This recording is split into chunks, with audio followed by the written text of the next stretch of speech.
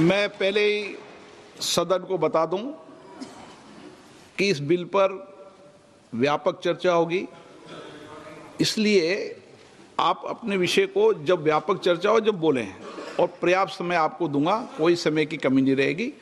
अभी नियम प्रक्रियाओं से सदन चले, 72 में ही आप ऑब्जेक्शन करें, ये मेरा आग्रह है आपसे।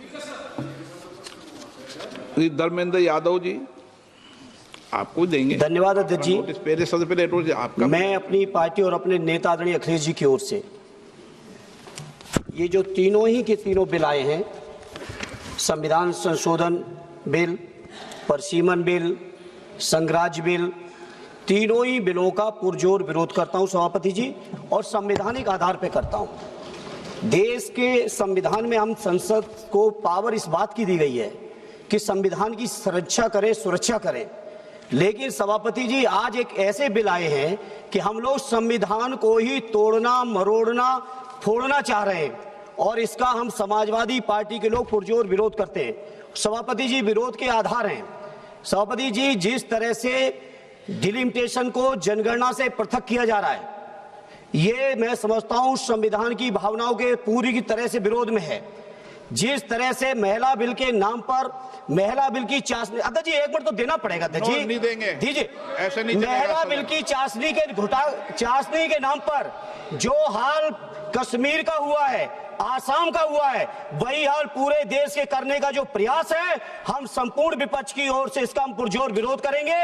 सभापति जी एक आधी बात, और इस बिल के अंदर जब तक पिछड़े वर्ग की महिलाएं, जब तक मुसलमान भाइयों की महिलाएं नहीं शामिल की जाएंगी, हम समाजवादी लोग इसका साथ नहीं देंगे। और एक बात और स्पष्ट करना चाहता हूं, समाजवादियों से बड़ा महिलाओं का हितैषी इस देश की कोई पार्टी नहीं है।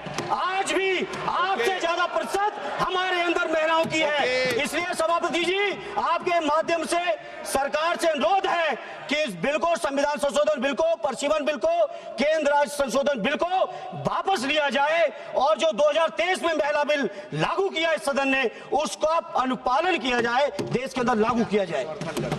अब सब सीनियर सदस्य हैं, सबको बार बार टोकने का, रोकने का कहेंगे तो अध्यक्ष महोदय हमें रोकते हैं, टोकते हैं।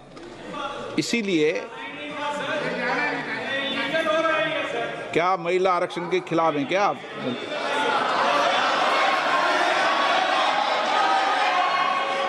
यदि अब मैं नियम 72 को पढ़ दूं, नियम 72 को पढ़ दूं, एक मिनट इनके प्रेमचंद्र जी, नियम 72 क्या कहता है ये पहले सबको स्पष्ट कर दूं। यदि किसी विधेयक को पुनर्स्थापित करने की अनुमति के प्रस्ताव का विरोध किया जाए तो अध्यक्ष द्वारा यदि ठीक समझा जाए और प्रस्ताव का विरोध करने वाले सदस्य प्रस्ताव को पेश करने वाले सदस्य द्वारा संक्षिप्त वक्तव्य दिए जाने की अनुज्ञा देने के बाद बिना अग्रतर वाद विवाद के प्रश्न को रखा जा सकेगा।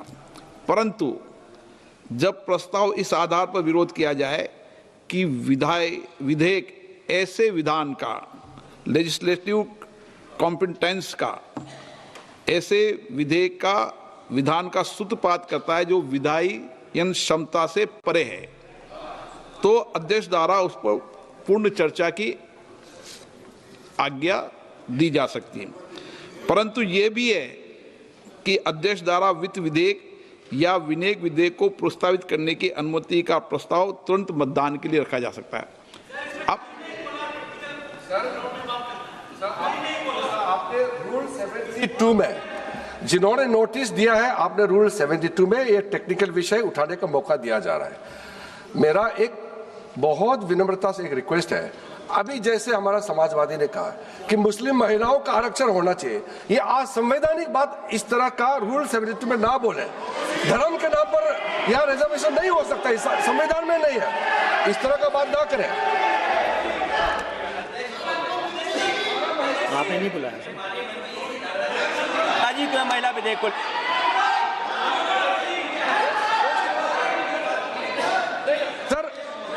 सर पूरा देश का महिलाओं के लिए बात करना चाहिए, आप मुस्लिम महिलाओं का क्यों बात करते हैं? ये राजनीतिक है, ऐसा मत नहीं, कीजिए। आप पूरा देश का महिलाओं के लिए अखिलेश बात जी, कीजिए।